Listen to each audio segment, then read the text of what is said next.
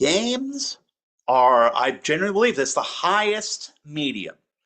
They're the most complex. They have the most moving parts. And they involve, unlike all the other arts, three different senses. For visual arts, painting, film, photography, sculpture, architecture, you're primarily using, as a consumer of the art, your eyes.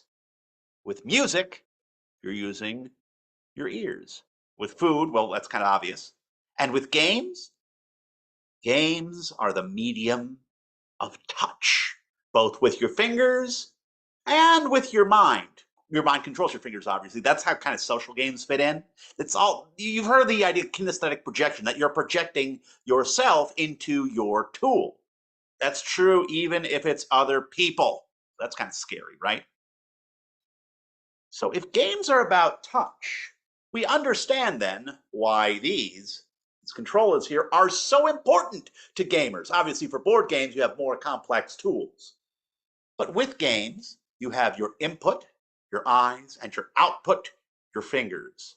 That's really unique and amazing and cool. But I have an interesting proposition for people. Those who see someone in their life, they're obsessed with gaming, and it's like, oh gosh, how do I get them to stop? Well, there's a couple angles you can take.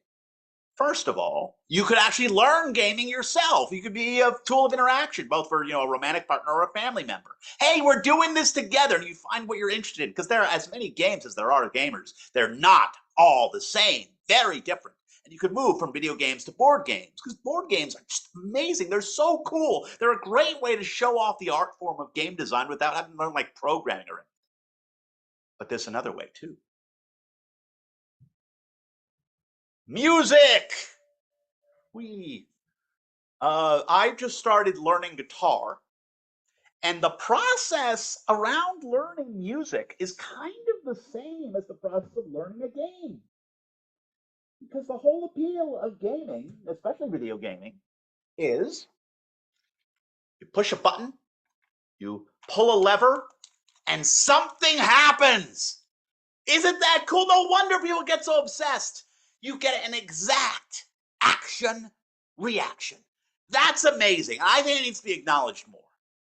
But of course, the problem with games is that the learning inherent in a game, it's bounded. It's bounded within the game itself. There are great games that you take that boundary and you expand it. But learning is at the key of game design. And it's the same thing that's true with music. If you have a partner who can't stop gaming, why not get them an instrument? It's probably a much bigger investment initially because, look, great games you can get for cheap. If you emulate, but even like on a PC, you can get some of the best games ever made. Civ 3, Railroad Tycoon 2, Cossacks 2, $15, you get some of the best games ever made. And you can get hours of entertainment out of it. But with music, what you learn in the art of making music is unbounded. And that's also amazing. As long as you're okay with the aesthetic life. Some people aren't, and that's understandable. So, games, music, art, that's how you live. Peace out, folks.